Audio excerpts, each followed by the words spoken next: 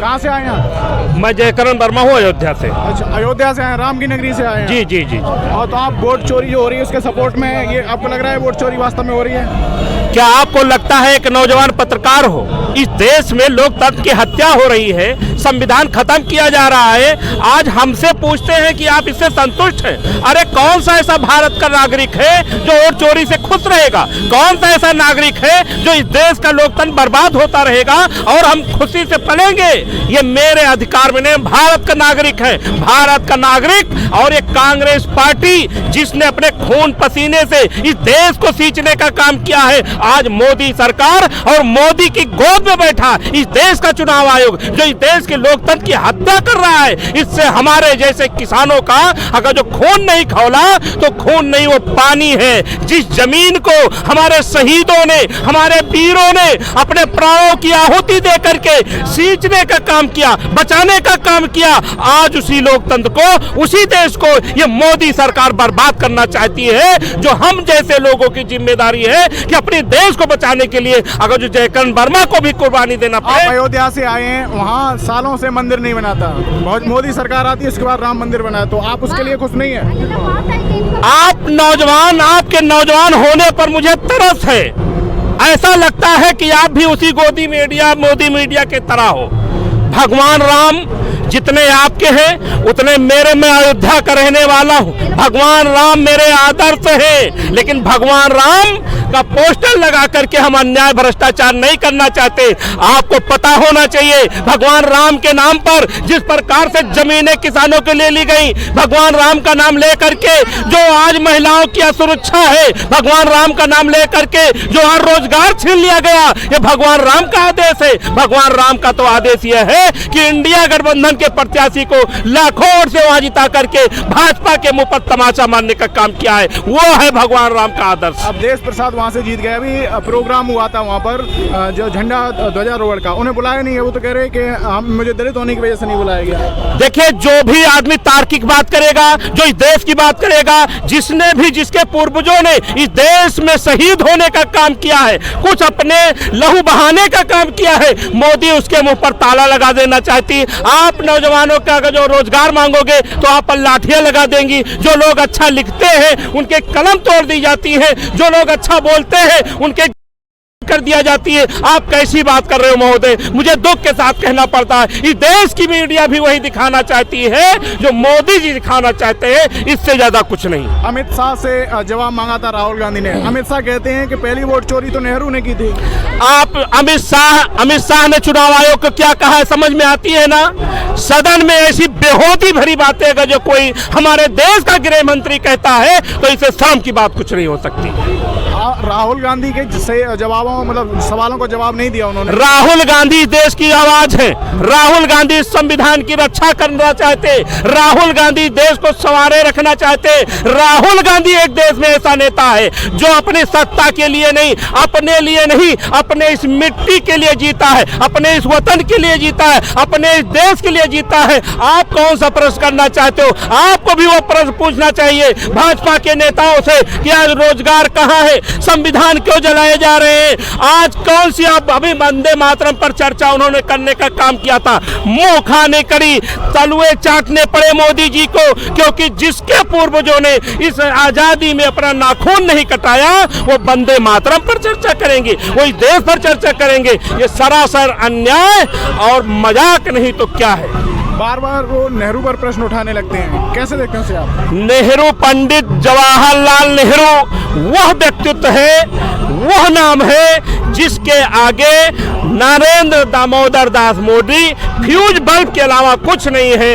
उनका नाम लेकर के मैं तो अभी प्रियंका गांधी जी ने कहा था कि एक डिबेट करवा लीजिए, एक समय ले लीजिए, एक नहीं 100 घंटे आप डिबेट करवा लीजिए, कम से कम उसके बाद तो आप रोजगार पर बात करो, उसके बाद तो आप देश पर बात करो। लेकिन मोदी जी, आप ये मदारी टाइप का जो काम करते हैं, नौटंकी करने का काम करते हैं, देश को बर्बाद करने का जो काम करते हैं, इसके अलावा आपके पास कोई काम वोट नहीं। चोरी का मुद्दा जैसे राहुल गांधी उठा रहे हैं, आम जनता में ये बात जा रही है क्योंकि बिहार में उसका आप कैमरा अपना घुमाइए यहाँ से वहां तक, ये दिल्ली का रामलीला मैदान है।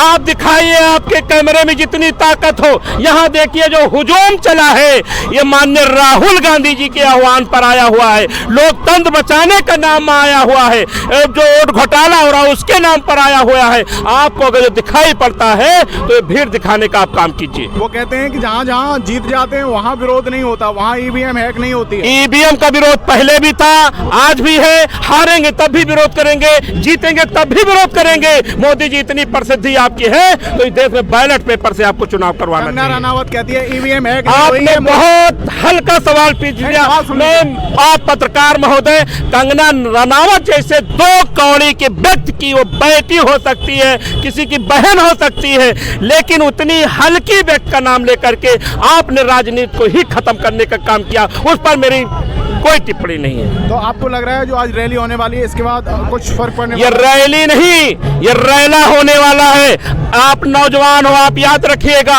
आने वाले दिन में संविधान, लोकतंत्र और वोट चोरी को बताने के लिए इस देश का युवा आगे आएगा, इस देश का किसान आएगा और वो हुजूम होगा जो देश की कोई सरकार नहीं रोक पाएगी, क्योंकि जिस देश की जनता ने देश को बनाने का काम किया है तो बचाने का भी उसी को काम। चुनाव आयोग के बारे में क्या कहेंगे? चुनाव आयोग मोदी जी का कठपुतली है और गृह मंत्री जी का साला है। हमारे निगाह में वो एक लुच्चा लबंगा बिना जिम्मेदार वाला व्यक्ति है, इससे ज्यादा कुछ नहीं। राहुल गांधी ने संसद में ये भी कहा था कि आरएसएस ने देश के कई संस्थानों को कैप्चर कर लिया। कैसे देखते हैं आरएसएस की भूमिका को? आरएसएस को आप क्या मानते हैं? आपका अगर जो मोबाइल रजिस्ट्रेशन नहीं है तो यहाँ की पुलिस आपको जेल में डाल देगी।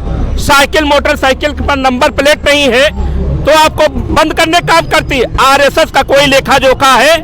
आरएसएस की कोई जवाबदेही है? इतना भारी संगठन अगर जो देश के विरोध में आ जाता है तो कौन कंट्रोल करेगा? आरएसएस वह विचारधारा है जो हमारे आपके जैसे लोगों को 100 साल पीछे जिंदगी ले जाकर जीने को मजबूर करती है। वह आरएसएस जिसको इस देश के गृह मंत्री जो हमारे नायक हैं सरदार वल्लभ भाई पटेल ने इस देश के खिलाफ काम करने की वजह से, देश विरोधी होने के कारण से उन्होंने इस पर बैन लगाने का काम किया था। वह आरएसएस जिसने अपने कार्यालय पर 52 साल तिरंगे झंडे को नहीं फहराने का काम किया, जिन नौजवानों ने झंडा फहराया उस पर मुकदमा दर्ज कराने का काम किया, वो आरएसएस की आप बात करते हैं। वह आरएसएस जो एक व्यक्ति विशेष जात का है, वो भी एक सीमित नागपुर के लोग उस पर कब्जा करने, उसकी आप बात करते हैं। वो आरएसएस जो आधी आबादी को हिस्सा नहीं देना चाहता, उसकी आप बात करना चाहते हैं। वो आरएसएस जो वंदे मातरम गाना नहीं चाहता,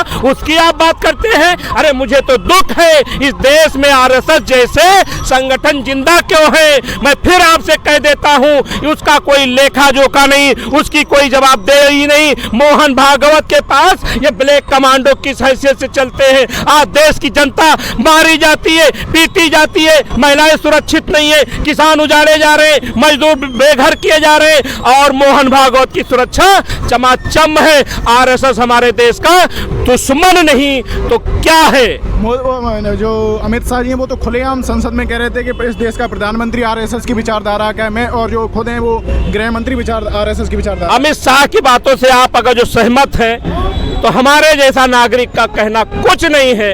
अमित शाह की बोली भाषा, जिसको चुनाव आयोग को अपना साला बताते हो, इस देश की जनता को मूर्ख समझते हो, जिसके लिए गृह विभाग कोई विभाग ना हो, उसकी बात का आप जवाब क्यों मांगते हो?